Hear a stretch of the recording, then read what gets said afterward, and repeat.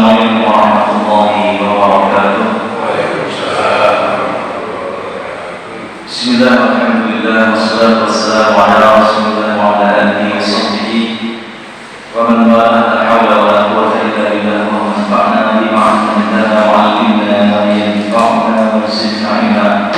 Rabbi shrah li sadri wa yassir li amri wahlul 'uqdatam min lisani yafqahu qawli. Masyaallah muslimin wa muslimat, hadirin hadirat yang dirahmati Allah Subhanahu wa taala. Bersyukur kita kepada Allah Subhanahu wa taala yang mana sampai hari ini di awal pagi kita bisa melaksanakan salah satu aktivitas mulia kewajiban kita sebagai seorang muslim, yaitu melaksanakan sholat subuh. Alhamdulillah kita kerjakan dan berjamaah di awal waktu. Mudah-mudahan sholat yang sudah kita tunaikan dicatat Allah Subhanahu wa taala sebagai amalan shalih dan makbul yang bisa memperberat kita pada yaumul qiyamah. Allahumma amin. Salawat dan salam tidak lupa mari sama-sama kita aturkan kepada junjungan mulia Muhammad sallallahu alaihi wasallam.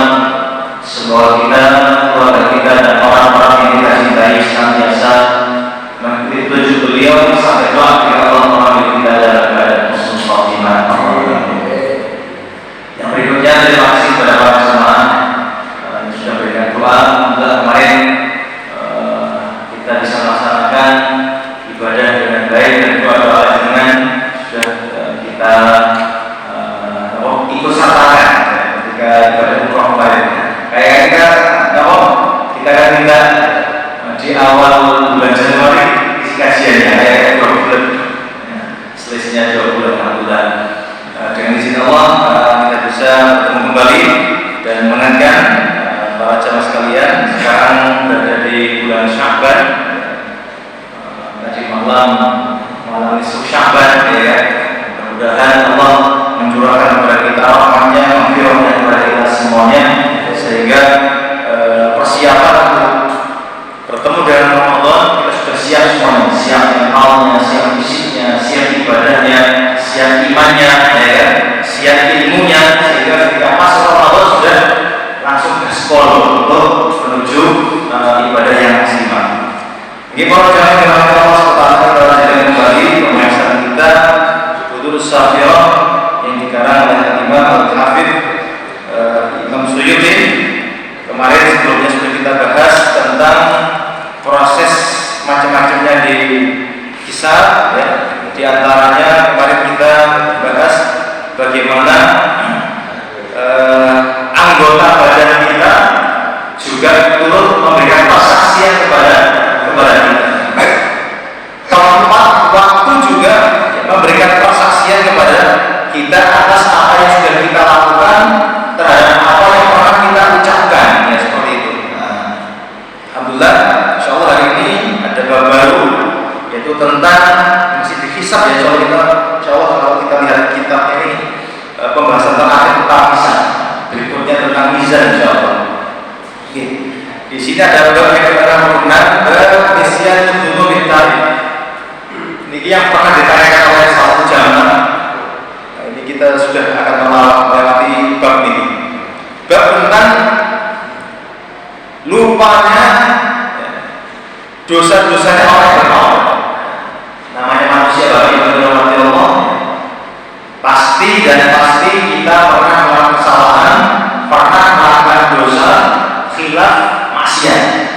Ketika ada seorang hamba Allah, setelah bermaksiat dia beristighfar, bertobat kepada Allah, maka dosa tersebut, ya, dilupakan Allah bagi orang yang melakukan taubatan nasuh.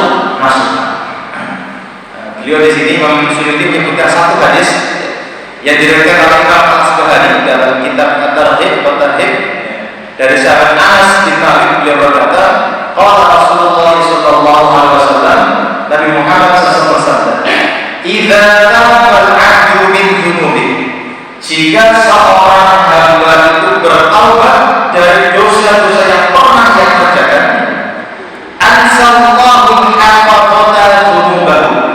Gusti Allah melupakan malaikat pencatat amal buruknya. Dosa yang dicatat oleh malaikat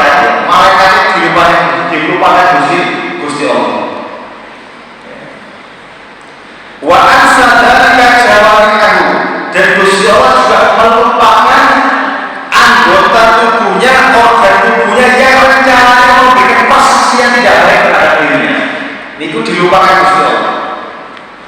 Di sebelumnya nah di antara organ kita yang memberikan prestasi kepada kita, nah kaki dan tangan ini. Kalau nggak salah kemarin paha kiri yang memberikan prestasi ya, sama tangan juga sama. Nah, ini dilupakan Gusti Allah. Otomatis kalau itu ketika kita melakukan maksiat, melakukan dosa, otomatis di organ kita nyantol terhadap tubuh kita mungkin ini lepas mungkin pasien balik itu mungkin ya kan. Gusti Allah melupakan organ-organ tubuh ini yang rencananya ya kan, ketika betul bertobat itu akan punya prestasi yang tidak lain. Tapi berhubung sudah bertobat kepada Allah, Gusti Allah melupakan organ-organ tubuh ini yang rencana memberikan prestasi yang tidak lain dilupakan Gusti Allah. Seperti ini. Wa ma'ajimakum minal ardi, dan tanda-tandanya di bumi, artinya dia ada seorang hamba yang melakukan maksiat, pasti di sebelah kanan kirinya, depan belakangnya, bumi yang dia injak, yang dia tempat, itu yang bertobat akan dengan persaksian. Nah, guru Korea, ternyata melakukan bahwa alhamdulillah mobil-mobil, tanah sawah, karena uang, mobil. Niku ladang sawah itu ternyata banyak persaksian kepada Gusti Allah bahwasanya tanggal minggu di bulan ini ya di jam minggu ya kan orang tersebut melakukan hasil minuman dan keras. Tapi belum ketika dia bertobat kepada Allah Gusti Allah merupakan tempat-tempat yang pernah dia sendiri untuk melakukan maksiat itu. Hatta ya Allah ya Allah, sehingga ketika dia seorang hamba tersebut yang bertobat tadi bertemu kepada Allah pada hari kiamat, walaysa alaihi syahidun minallah bidzambi, tidak ada satu saksi pun yang menyaksikan dia melakukan satu kesalahan.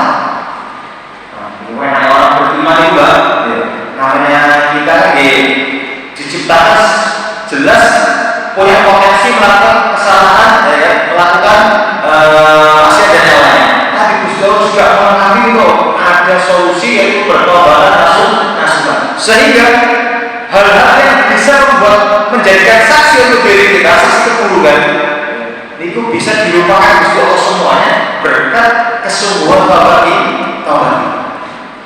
Tapi sebaliknya buat bertobat, buat bertaubat nasuhan, alhamdulillah dari dosa-dosa yang pernah kita lakukan itu mulai dari organ tubuh kita, tempat ya yang kita singgahi, kemudian juga malaikat yang mencatat itu eling kabeh memberikan prestasinya.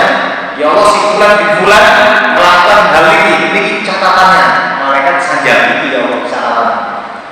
Sama ketika bertemu nasuhan, organ tubuh kita juga sama. Ya Allah, bulan di bulan melakukan ini di tempat ini, saya kasih ke Allah. Sedangkan kalau dia dibungkam, tak bisa ngomong, tak bisa berikan mendebat, ya, seperti ini. Sama dengan tempatnya dia gunakan bermaksiat. Ini mungkin mawon saya dengan semuanya diberikan taufik oleh Allah SWT. Ya, mudah-mudahan setiap kesalahan dosa maksiat yang kita kerjakan kita obati dengan tawadan nasuh Allahumma amin. Oke. Kemudian bab berikutnya, bab man yubaddilullahu sayyi'ati hasanah. Bab tentang orang yang Gusti Allah Subhanahu wa taala ganti keburukannya, ganti dosanya, ganti maksiatnya menjadi kebaikan, menjadi pahala. Tambah sekali dia pernah melakukan kesalahan, dia pernah melakukan dosa, dia pernah melakukan maksiat. Dosa, maksiat, kesalahan ini diganti Gusti Allah menjadi pahala, menjadi ganjaran. Sinten orangnya nanti kita akan tahu. Imam Muslim meriwayatkan hadis dari sahabat Abu Darda, beliau berkata, qala Rasulullah sallallahu alaihi wasallam, sesungguhnya Muhammad bersabda, inilah ahli jannah dukhul jannah. Sungguh saya telah mengetahui orang yang terakhir masuk surga. Rajulun yuhda bi yaumil qiyamah. Ada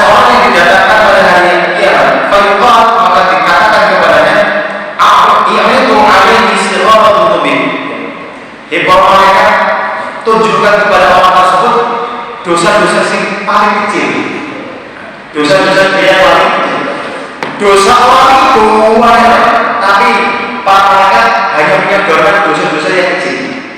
Dosa-dosa yang kecil. Fayuradu alaihi sirrah, maka ditunjukkan kepada dia, ditampakkan di hadapan dia dosa-dosa yang pernah dia lakukan yang kecil-kecil. Wa yukhabba anhu kibaruha, dan Gusti Allah menyembunyikan dosa dia yang besar. Disembunyikan dulu, ditampakkan ya dosa-dosa dia dulu. Fayuqalu, kemudian dikatakan kepadanya, amilta yauma kada wa kada kada wa kada. Hei hambaku, sampai melakukan dosa ini di hari ini, di tempat ini dan itu. Wa muqiru laisa yunkiru wa huwa mushfiqun min kibari dhunubihi ayyuham alaihi. Hamba tersebut mengakui dan tidak mengingkari, ya Allah leres, ya Allah benar, saya telah melakukan pelanggaran, kesalahan, dosa-dosa kecil ini ya Allah. Dan hamba tersebut merasa ketakutan terhadap nasib dosa yang dosa besar yang pernah dia lakukan. Dan terus yang ditampakkan baru dosa-dosa kecil dulu. Dosa kecil dosa besarnya masih disimpan Gusti Allah. Rekamannya belum ditampakkan. Seorang hamba yang disodorkan dosa-dosa kecilnya, bikin ngaku nih, enggak ya Allah saya melakukannya, saya tidak mengingkari, dan dia merasa ketakutan, ya Allah masih dosa gede ya seperti ini. Fayuqalu lahu, maka dikatakan kepada hamba tersebut, fa inna laka makana kulla sayyi'atin hasanatun. Hei hambaku, kata Allah, sesungguhnya bagimu setiap kesalahan yang kamu lakukan niku diganti Gusti Allah menjadi kebaikan. Fayaqulu, kemudian berkata, innalil dzunuban la a'lamuha. Duh Gusti, ada dosa-dosa yang pernah saya lakukan yang tidak saya temui di sini. Itu makanya dosa kecil aja secuil cirai kok ya tambahkan. Ya apa dari dosa itu kok besar nih? Tapi kok gak kelihatan ya Allah? Kok gak ada? Hamba tersebut ini. Falaqad ra'aytu Rasulullah sallallahu alaihi wasallam dhahika hatta balagna wajhihi. Setelah kejadian tersebut, Rasulullah setelah bercerita kepada para sahabatnya, Rasulullah sampai tertawa, napa sampai gigi geraham dan gigi siung ini tariknya ini sangat kelihatan. Maksudnya ketika gigi taringnya itu sangat ketok manis sekali seperti ini. Dan terus ini menunjukkan dosa-dosa seorang mukmin ini diganti Gusti Allah sebagai kebaikan. Kemudian disebutkan di hadis yang lain dari Salman Al-Farisi berkata, yuqra'u yawmal qiyamah, seseorang akan diberikan kepada kiamat sahifatan, buku catatan amalnya. Fayaqra'u, orang tersebut membaca dari atasnya. Terus kemarin kita bahas ini, satu buku catatan itu sejauh mata memandang. Orang tersebut disuruh membaca dari atas dulu. Mungkin dari mulai balik ya, dari atas. Ya. Kemudian bagaimana? Fa'idha sayyidatu fa'idha kana yasu'u dhanbu nadhara fi asfaliha. Ketika melewati catatan yang melakukan pelanggaran, keburukan, dosa maksiat, fa'idha kana yasu'u dhanbu, maka us'udhan ma'budu apa? Akan binasa saya seperti ini. Saya membaca catatan amal buruk saya sendiri, ya. Nah, kalau sekali tiba-tiba orang tersebut melihat buku catatan dari bawah, melihat dari bawah, fa'idah hasanatuhu, ya. Maka tiba-tiba dari bawah itu kebaikannya banyak ya, menemui kebaikan-kebaikan yang pernah dia lakukan. Semuanya turun ke atas, maka kemudian setelah dia melihat catatan bawah, melihat lagi ke catatan atasnya.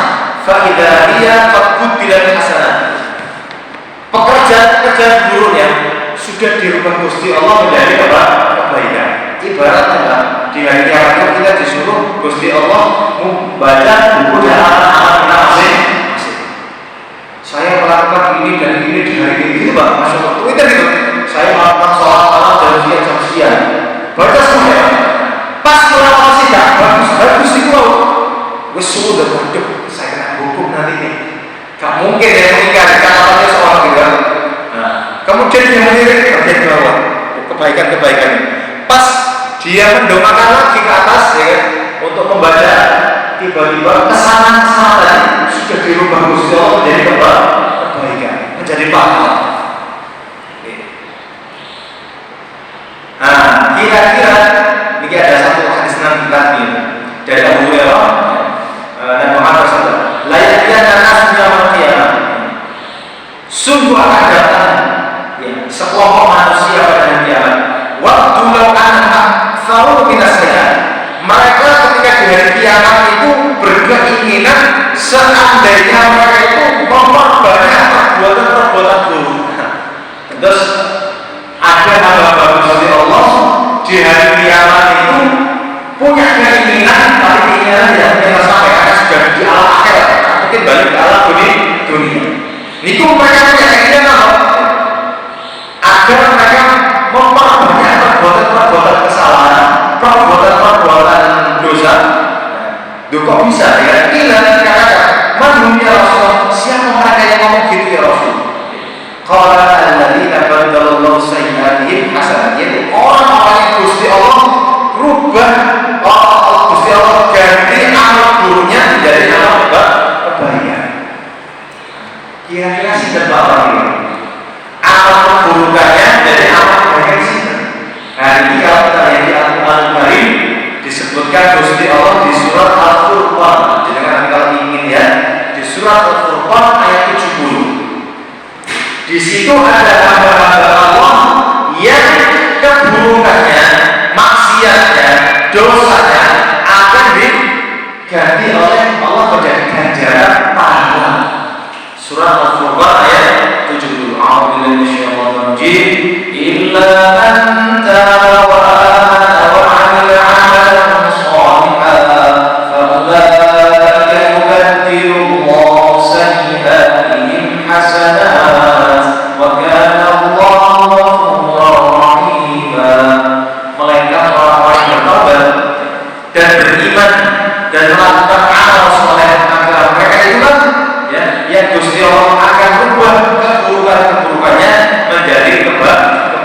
Dan Allah SWT itu Ghafur ya, Maha Pengampun lagi Maha Rahim, Maha Penyayang. Surah Al-Baqarah. Artinya sih yang pertama orang yang bertaubat, kemudian beriman dan beramal soleh. Intinya di orang beriman dan bertaubat kepada Allah. Ketika kita taubati seluruh dosa-dosa kita, dosa yang pernah kita lakukan menjadi kebaikan, nambahi pahala. Nah, seperti ini. Oke, itu insyaallah. Kemudian bab berikutnya Allah Ta'ala, bab firman Allah Subhanahu Wa Ta'ala, فَمَنْ يَعْمَلْ مِثْقَالَ ذَرَّةٍ خَيْرًا يَرَهُ. Surah Az-Zalzalah. Dan barang siapa yang beramal sekecil zarah, sekecil biji sawi atau sekecil atom ya, khairan berupa kebaikan, ya Allah pasti dia akan melihat kebaikan itu. Terus ini adalah bagaimana ketika ada orang yang berbuat sedikit saja, segeraan saja, ibaratnya seperti itu.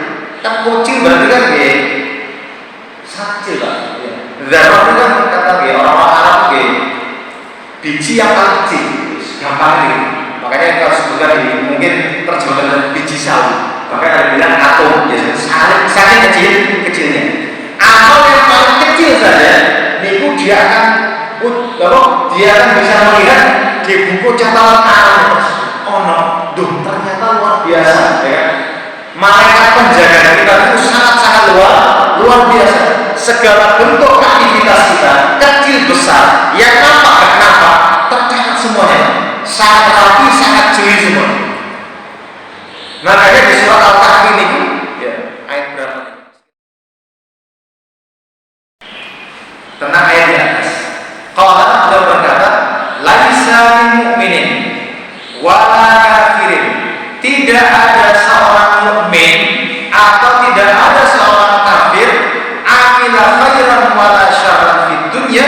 yang melakukan amal kebaikan atau amal keburukan di dunia ini, illa atahu, melainkan Gusti Allah akan mendatangkannya. Terus baik orang beriman atau orang kafir, baik melakukan perbuatan baik atau buruk, Gusti Allah akan mendatangkan catatan tersebut, akan memperlihatkan perbuatan orang tersebut. Fa'amal mukmin, bedanya di sini. Sedangkan orang beriman, fayurihi hasanatahu, akan ditampakkan kepadanya kebaikan-kebaikannya, wasayyi'ati, dan keburukan-keburukannya. Fayaghfirullahu sayyi'atihi, maka Gusti Allah mengampuni dosa-dosanya. Wa amal kafir, adapun orang kafir, fayuraddu alaihi hasanatihi, kebaikan orang kafir ditolak Gusti Allah. Wa yu'adzibuhu bisayyi'ati, dan Gusti Allah mengadab karena melakukan pelanggaran.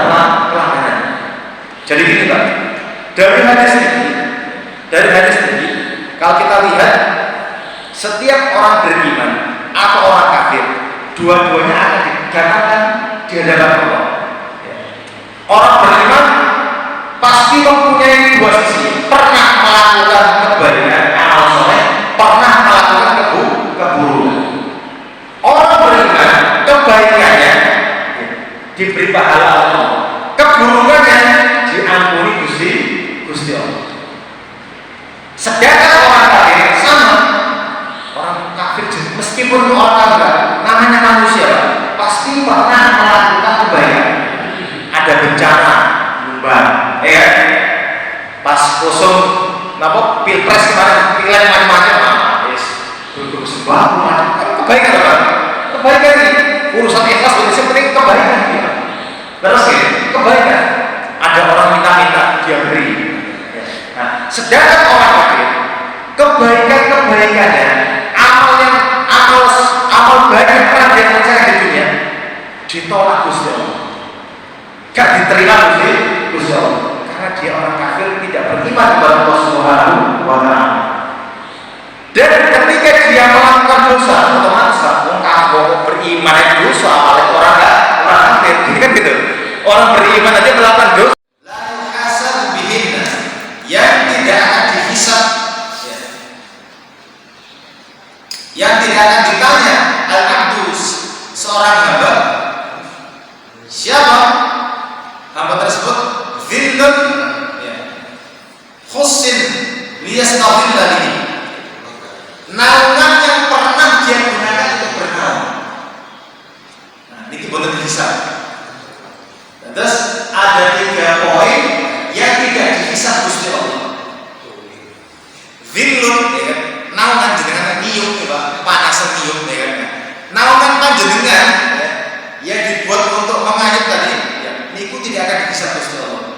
Wa kisratun yashuddu yasulban, potongan roti yang untuk menguatkan tulang punggungnya.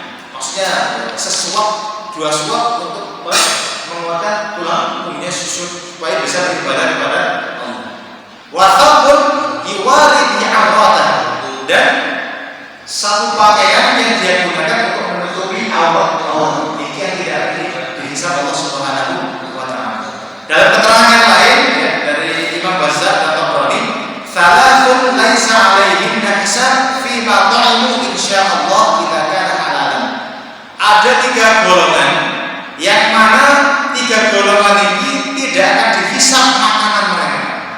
Jadi saya menjadi termasuk 3 golongan ini. Makanan yang kita konsumsi, yang kita makan, ya, tidak akan dihisab Gusti Allah insyaallah jika Gusti Allah berkenan. Syaratnya 1, idza kana halalan, jika makanan 3 orang ini halal, ya, dikonsumsi halal. Sinten mereka itu? As-shaim, orang yang berpuasa. Orang yang berpuasa, ya kan? Ketika dia berbuka, ya, makanannya halal, boleh dihisab. Makanya jenengan wallahu maghrib makan puasa berarti boleh dihisab itu seperti ini. Nah, wal mutasahhir, orang yang makan sahur, ya, kita kan diajarkan Rasulullah, baik puasa sunnah atau puasa Ramadan, kita diajarkan puasa ada makan sahur. Sebagai pertama mengikuti petunjuk Nabi Muhammad. Yang kedua, karena di dalamnya penuh keberkahan. Kata Rasulullah, tasaharu fa inna fis sahuri barakah. Makan sahur kalian karena di dalam makan sahur itu terdapat keberkahan. Nah, terus ketika orang makan sahur dan yang dimakan di halal, itu boleh dihisab oleh Gusti Allah. Yang ketiga, wal murabitu fi sabilillah. Makanannya orang yang berjaga-jaga di jalan Allah. Murabit itu okay. Saudara-saudara di Palestina yang menjaga perbatasan ya, seperti itu untuk membentengi jangan sampai pasukan musuh itu masuk. Makanan mereka yang mereka konsumsi itu juga boleh dihisab oleh Allah Subhanahu wa taala. Nggih. Berikutnya adalah la yukhaffaful hisab.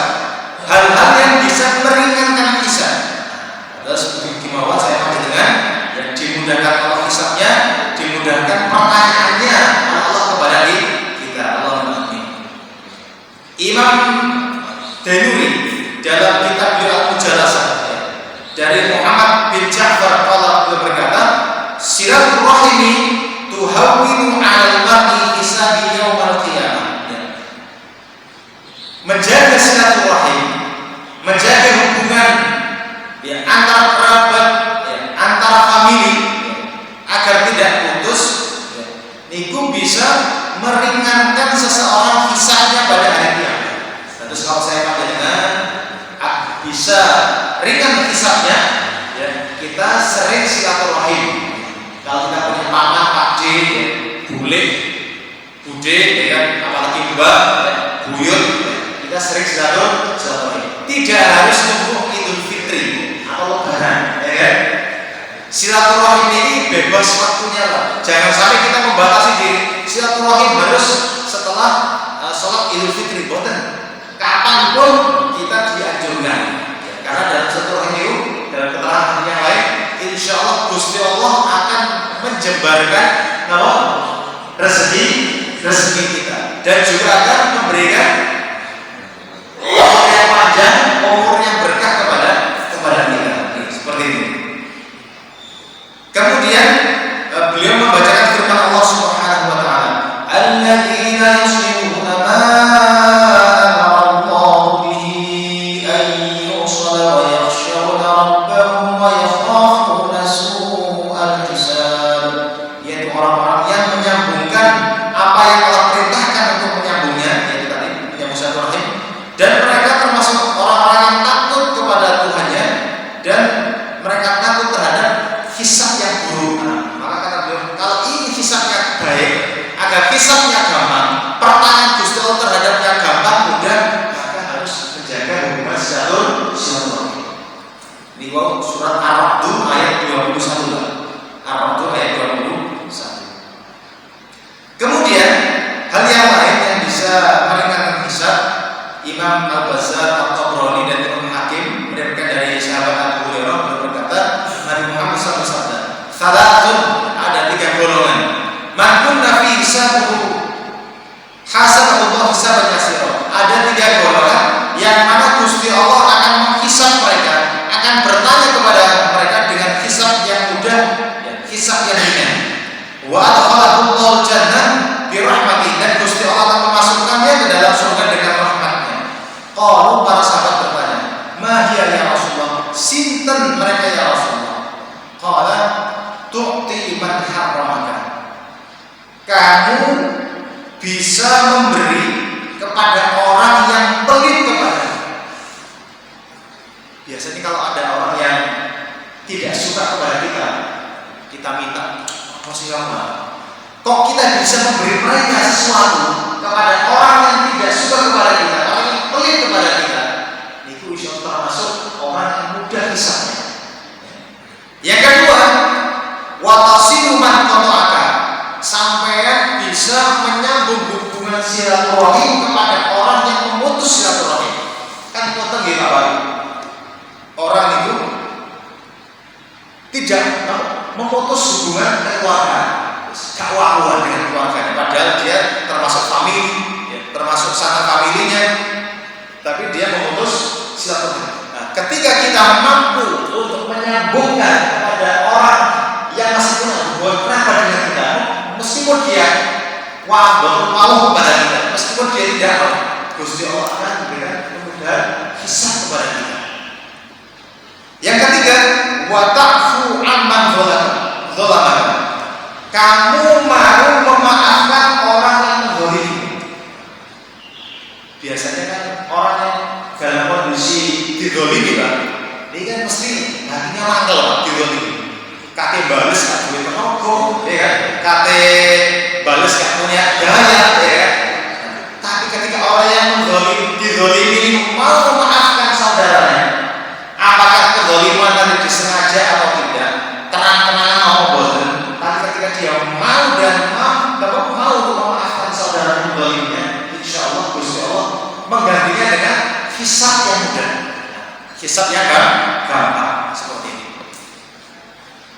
Kemudian di hadis berikutnya dari Imam Asbahani dalam kitab At-Tarhib dari sahabat Anas, beliau berkata, Nabi Muhammad bersabda, "Idza istata'ta an tumsi wa tusbih wa laysa fi qalbika ghishun li ahadin faf'al fa innahu ahwanu 'alaika fil hisab." Kata Rasulullah, jika kamu mampu baik di sore hari atau di pagi hari dan di dalam hatimu tidak ada rasa untuk menipu seseorang, ya kan? Lakukan, ya, kata Rasulullah. Karena hal tersebut akan memudahkan sampai fil hisab, dalam proses hisab, dalam pertanyaan yang disoleh kepada kita.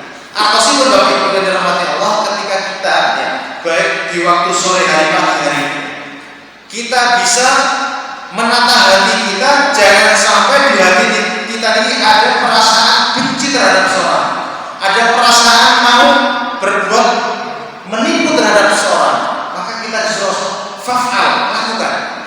Jangan sampai ada yang tertegak baik kepada orang lain. Karena ketika kita bisa membersihkan hati kita ini dari mau berbuat baik terhadap orang lain, ini yang membuat hisab kita mudah. Seperti ini. Yang terakhir yang disebutkan di sini hadis tentang hal yang bisa memudahkan hisab, Imam Muslim meriwayatkan hadis dari sahabat Abu Hurairah yang berkata, qala Rasulullah sallallahu alaihi wasallam, Muhammad sallallahu, man yassara 'ala muksirin yassarallahu 'alaihi fid dunya wal akhirah. Itu lebih umum, Pak. Barang siapa yang memudahkan terhadap orang yang kesulitan, ya kan? Sinten mawon tiyane sing gelem memberikan kemudahan, kelancaran kepada orang yang kesulitan, yassarallahu 'alaihi fid dunya wal akhirah, niscaya Gusti Allah akan memberikan kemudahan baginya, tidak di akhirat, di dunianya dan juga di akhirat. Yang ibu-ibu sing berasnya habis, kaki tempur kalau Jawa ya, gak duwe beras. Wah, nyelang berasnya, tempur berasnya piro 5 kilo awal bulan bisa tak baleno. Bapak kalian suka membantu orang kesulitan.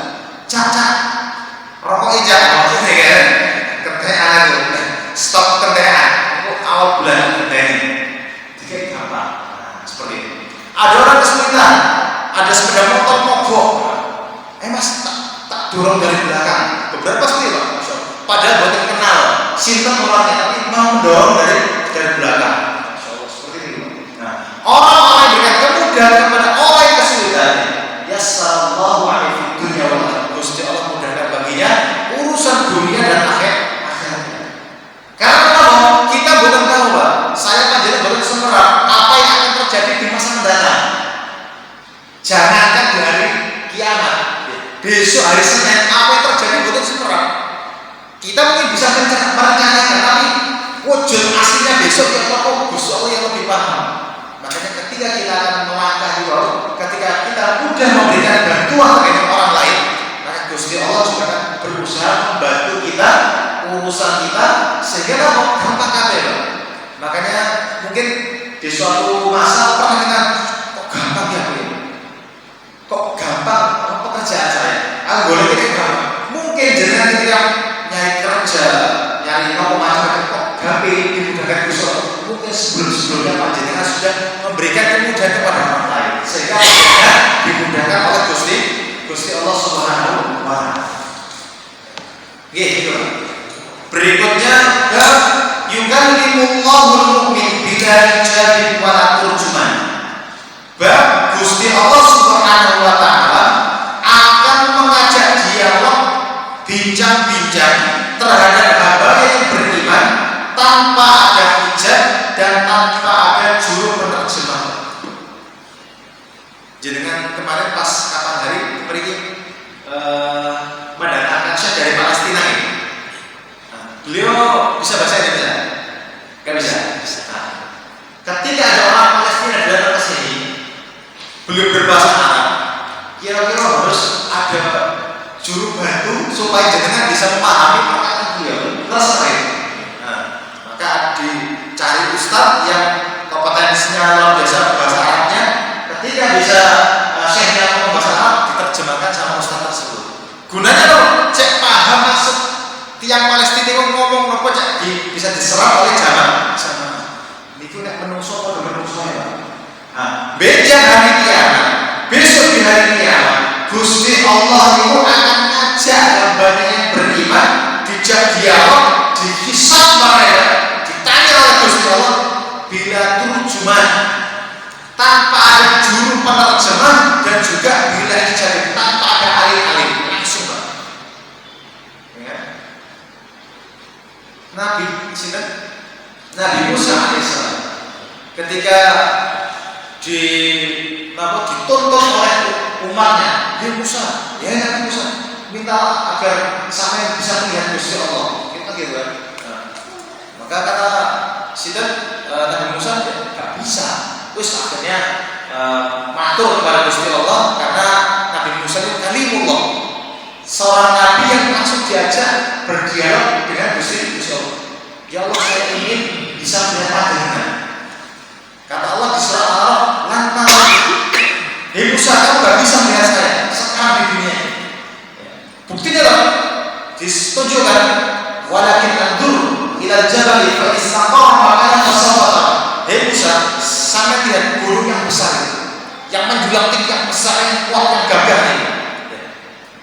Kalau dia mampu menahan ketika Gusti Allah menampakkan dirinya, fasawata, pasti kamu akan bisa melihat saya. Belum dibuka hijab Gusti Allah itu belum dibuka.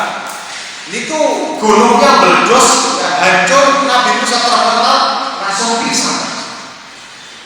Di dunia bukan sangat dilihat, tapi di akhirat Gusti Allah akan bisa kita lihat. Yang pernah kita sampaikan ya, Gusti Allah itu bisa dilihat di dua tempat. Yang pertama di mahsyar, di padang mahsyar. Yang pernah kita sampaikan untuk menguji, Pak. Yang ini untuk menguji siapa orang yang beriman, siapa yang sebetulnya beriman. Kan dulu kita pernah terangkan, setiap orang yang pernah menyembah sesuatu di dunia hendaknya dia mengikuti, kan gitu.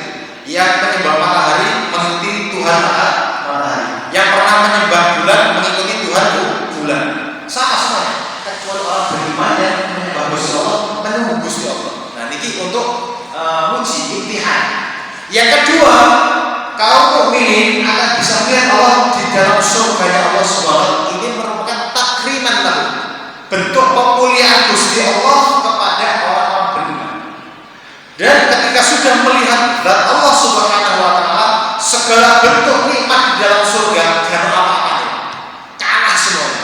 Bidadari, lalat, minuman, semacam-macam kalah semuanya. Ketika mereka sudah melihat Gusti Allah, itu pemandangan yang paling dahsyat, kenikmatan tiada tara dengan melihat Gusti Allah Subhanahu wa taala. Seperti ini. Nah, ini babnya nih. Gusti Allah akan mengajak dialog langsung terhadap hambanya seorang mukmin tanpa ada hijab, tanpa ada alim-alim, dan juga tanpa ada juru penerjemah. Atau pun orang beriman di dunia kan gitu luar biasa, Pak. Di Jawa Barat, Jawa Timur, Jawa Tengah, Wong Sundo, begini Indonesia ini berapa suku, Pak. Di luar negeri bahasa gimana, bahasa Inggris, Jerman, bahasa Arab. Itu Gusti Allah semuanya. Yang Gusti Allah menciptakan mereka, otomatis semerap bahasa-bahasa mereka. Masya Allah. Kita ketika kita membayangkan seperti itu berarti Masya Allah. Allah itu zat yang maha alim, maha mengetahui. Padahal dari Nabi Adam, Nabi Adam tapi ketika semburat di jagat raya boso dewi-dewi boso bahasanya ini bermacam-macam. Maksudnya kan menunjukkan seperti firman wa'allama Adam al-asma'ullah.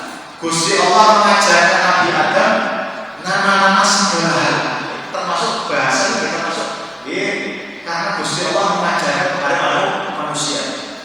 Oke, di sini ada disebutkan beberapa ayat dan hadis. Allah berfirman tentang orang-orang kafir.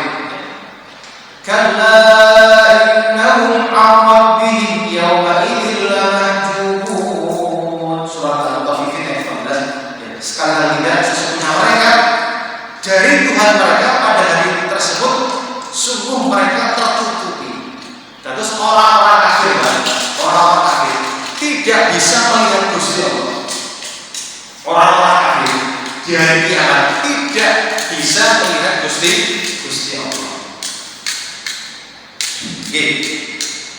Di sini disebutkan hadis Bukhari Muslim, Imam Bukhari Muslim Syekhan Nabi Muhammad bersabda, "Ma minkum min ahadin illa sayukallimuhu Allah yaumil qiyamah." Tidaklah ada di antara kalian melainkan Gusti Allah akan mengajaknya dialog, akan mengajak berbicara, akan bertanya kepada hambanya. Makanya kita kan harus tahu, ternyata di akhirat nanti, di hari kiamat ada prosesi seorang hamba itu akan bertemu Allah, akan berdialog dengan Gusti Allah. Ini harus kita tanamkan dalam akidah kita. Bukan nyata-nyata, Pak.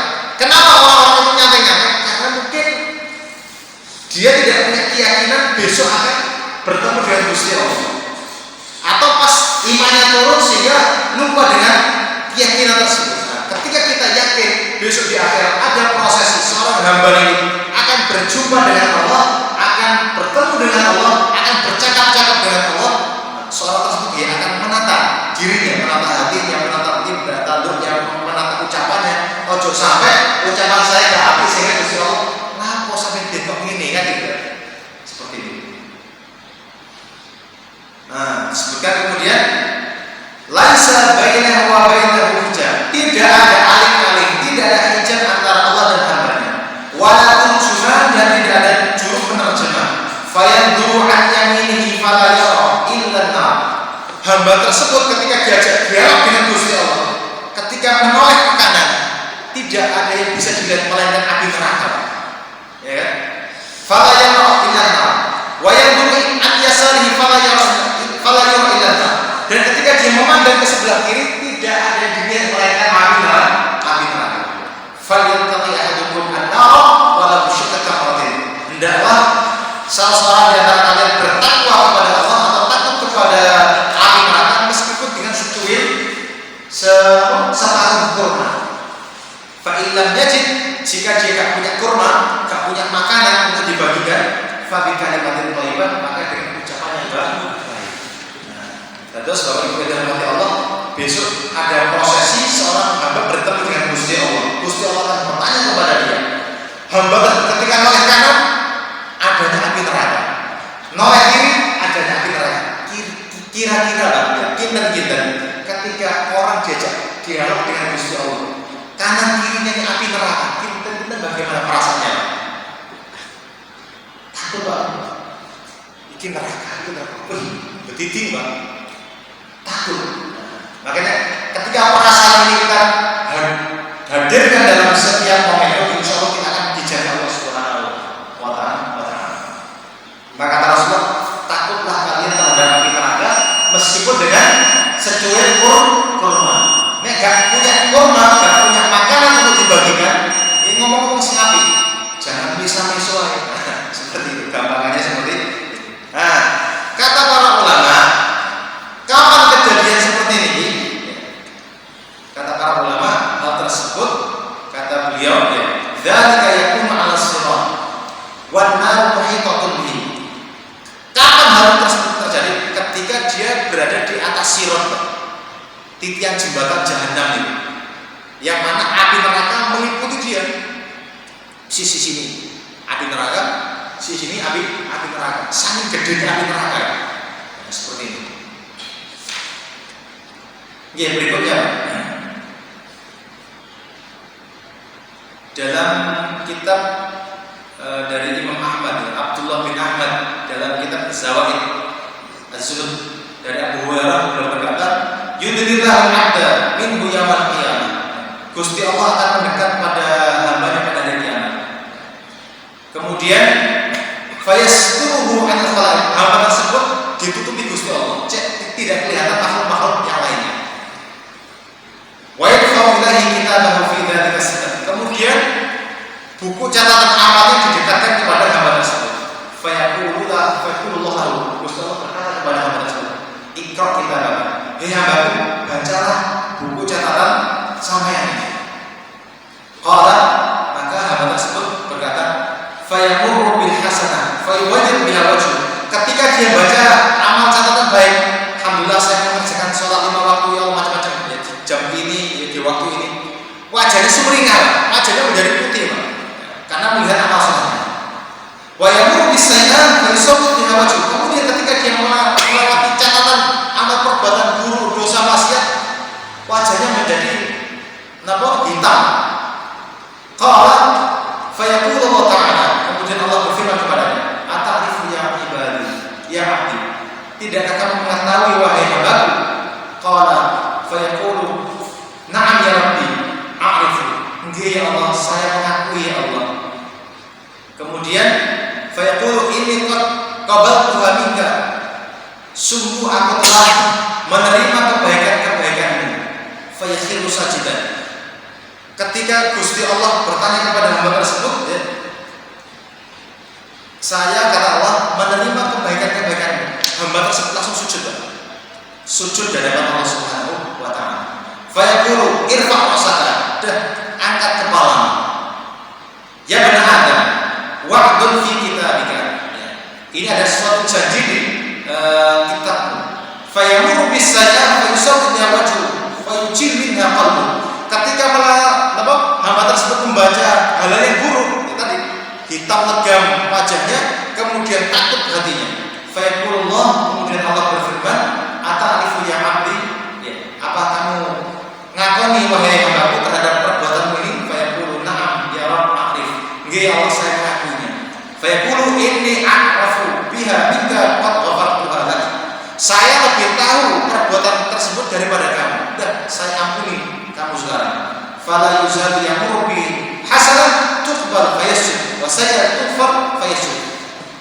Tidaklah hamba tersebut melewati buku catatan amal ketika dibaca kebaikan yang dibaca, maka dia sujud kepada Allah karena diterima Gusti Allah. Ketika melalui amal perbuatan buruk diampuni Gusti Allah, dia sujud lagi kepada Allah Subhanahu wa Ta'ala. Nah, terus dia sujud terus, Pak.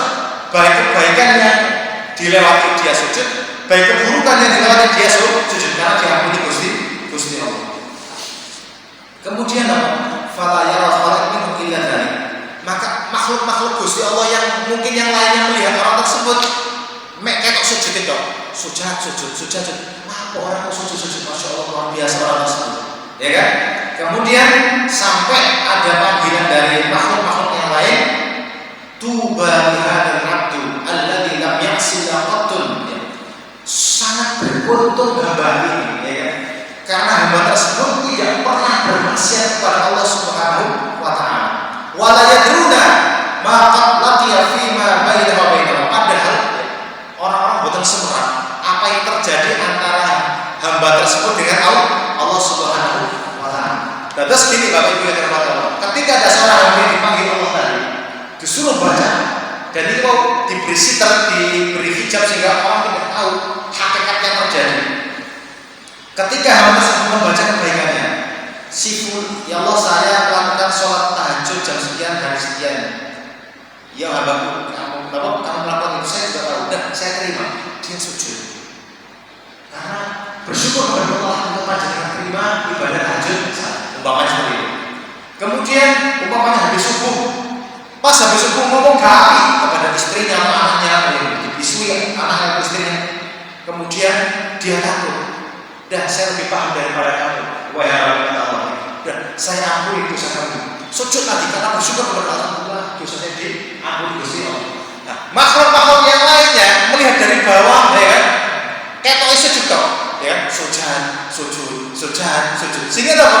Makhluk tadi ngomong nih, tuba, ya kan? Dihadapkan sangat beruntung hamba Gusti Allah.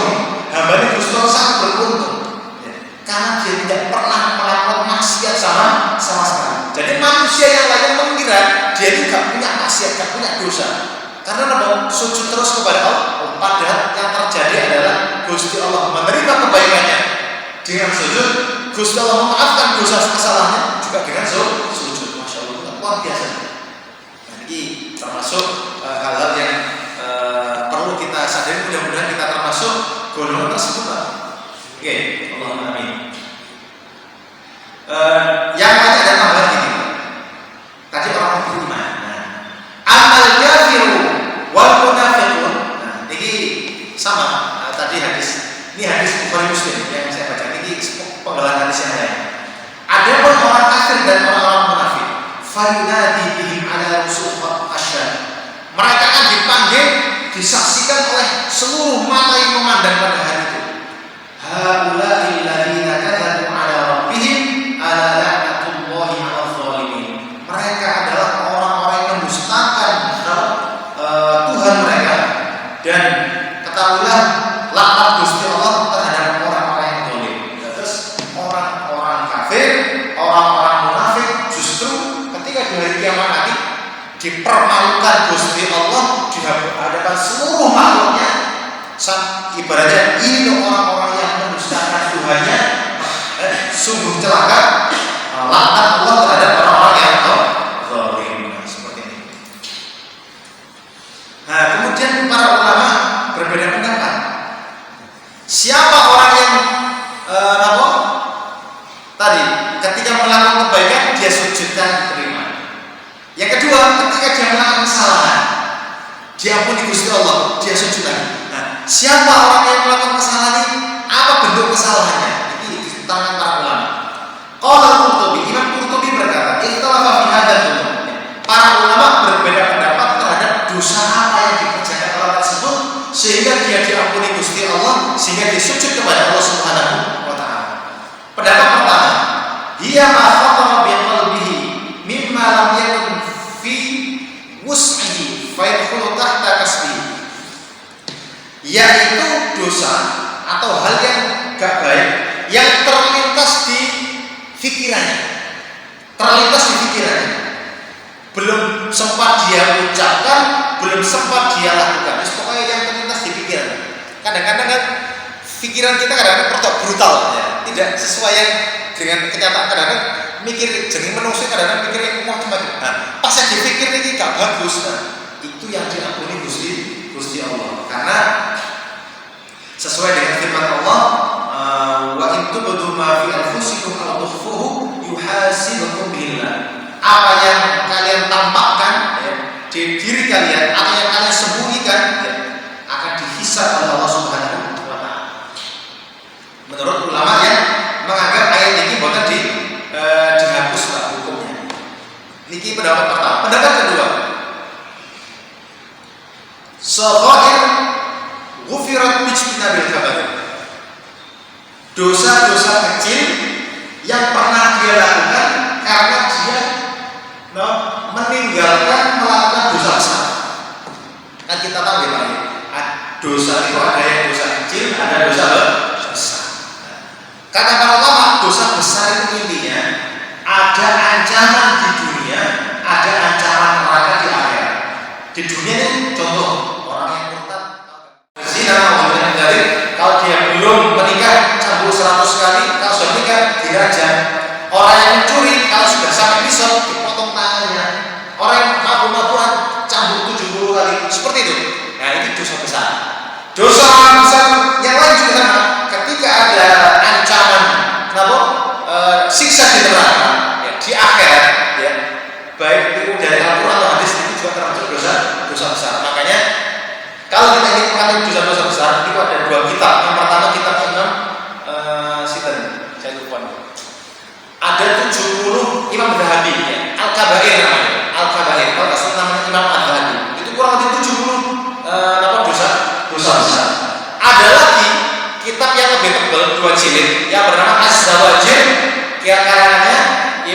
Ibnu Hajar Al-Haytami itu kurang lebih 200 lah. Dosa-dosa besarnya kurang lebih 200. Orang yang diampuni dosanya tadi, kemudian hambanya tadi sujud karena dia melakukan dosa-dosa kecil dan meninggalkan dosa-dosa besar.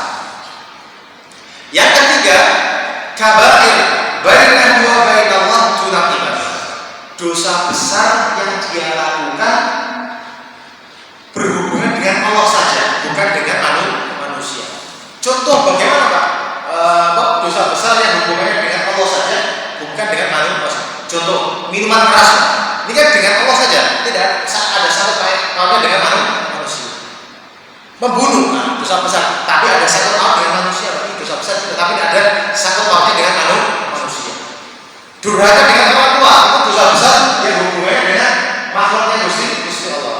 Ini dosa besar yang hubungannya dengan manusia. Nah, ini kata para ulama, dosa besar yang niki terjadi hubungan seorang hamba dengan Allah, bukan dengan makhluk. Niki yang akan diampuni Allah. Yang keempat, kata para ulama, dia dzunub tabaminha, yaitu dosa yang sudah ditaubati dengan taubatan nasuha, sehingga dia diampuni Gusti Allah, sehingga hamba tersebut sujud. Mudah-mudahan Allah saya panjenengan jangan sampai melakukan dosa besar, ya kan? Intinya itu. Kemudian kita berusaha mentaubati seluruh dosa kita, sehingga mudah-mudahan mendapatkan itu Pak. Ini kita jaga pendapat yang pertama namanya. Ini kalau aku yakin itu hanya lintasan pikiran saja. Khawatirnya pendapat kedua, ketiga, keempat ini lolos nih Pak. Makanya agar amannya kita jauhi dosa besar.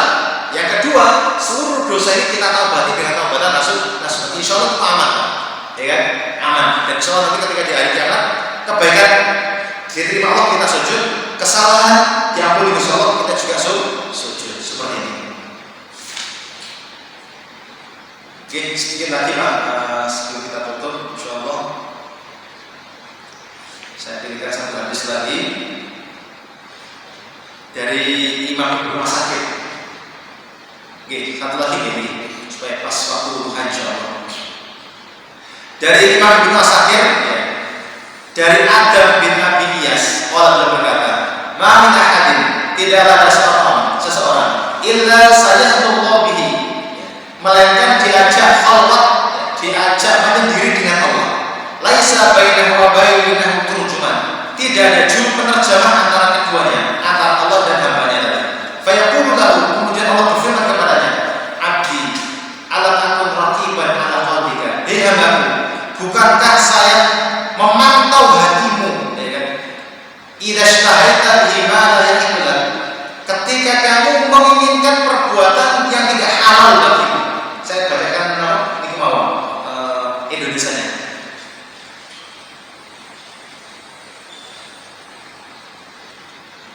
Wahai hambaku, ya, bukankah aku sebagai memantaumu, ya, kedua matamu, ya, ketika kamu memandang dengan keduanya terhadap hal-hal yang tidak halal bagimu.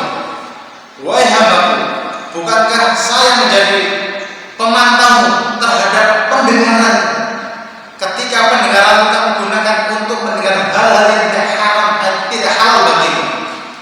Wahai hambaku, bukankah aku sebagai pemantaumu terhadap kedua tanganmu, yang keduanya kamu gunakan untuk hal yang tidak halal bagimu. Wahai hambaku, tidakkah aku sebagai pemantaumu terhadap kedua kakimu, ya kan? Yang kamu gunakan melangkah terhadap hal yang tidak halal bagimu. Kenapa kamu malu terhadap makhluk-makhluk, sedangkan kamu tidak malu terhadapku? Padahal aku, kata Allah, ya kan, sangat mudah memantau, melihat kamu. Fayaqulu, maka hamba tersebut menjawab, Ya Rabbi, ita'mur bi ila nar ahwanu alayya min hadha tawbih. Wahai Gusti, wahai Allah, sungguh ketika panjenengan memerintahkan saya masuk neraka lebih mudah, lebih gampang, lebih enak menurut saya daripada panjenengan menghina saya seperti ini. Terus hamba tersebut Pak, ketika disampaikan seperti itu merasa hatinya hancur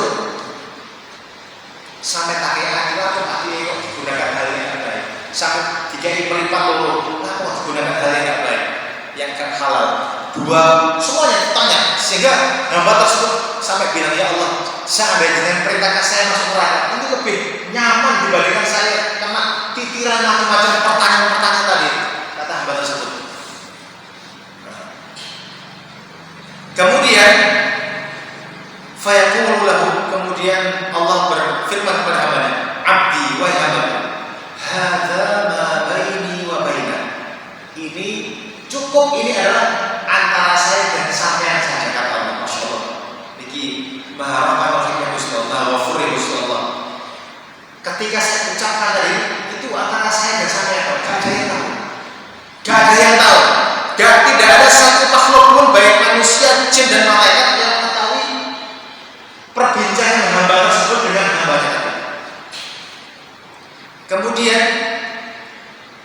hadza baini wa bainaka maghfurun laka kamu saya ampuni qad satartuhu anil hafal ini saya tutupi dari malaikat penjaga buku catatan idhabu bi'abdi ila jannah pergilah para malaikat disuruh mengantar hamba ini menuju surga Allah Subhanahu wa taala. Memang ditetir lah oleh Allah Subhanahu wa taala. Tanya tadi, sampai punya hati kenapa digunakan untuk hal yang dihalalkan? Karena saya punya dua mata, kenapa kok digunakan kepada hal yang tidak dihalalkan? Saya punya dua telinga, kenapa tidak digunakan mendengar hal yang tidak dihalalkan? Saya punya kedua tangan, kenapa digunakan kepada hal yang tidak dihalalkan? Kenapa saya punya dua kaki digunakan kepada hal yang tidak dihalalkan? Hamba stres lah, hambanya stres, tawanya gitu. Ya Allah seandainya saya diperintahkan masuk neraka itu lebih mudah buat saya. Tapi kata Allah, wahai hambaku ini antara saya dan sampean. Gak ada yang tahu. Semua yang saya sebutkan tadi kata Allah, tak ampuni. Bahkan malaikat syafa'ah yang menjaga kita itu butuh semerah perbincangan Gusti Allah dengan hamba-Nya. Maka Allah menyampaikan, "Hei para malaikat, antar hambaku ini menuju surganya Allah Subhanahu wa taala." Masya Allah.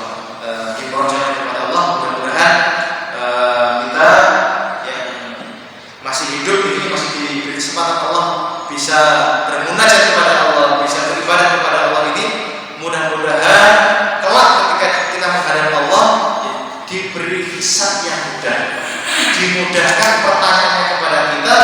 Mudah-mudahan setiap khilaf, setiap dosa, setiap maksiat yang pernah kita kerjakan diampuni Gusti Allah dan kita sujud syukur kepada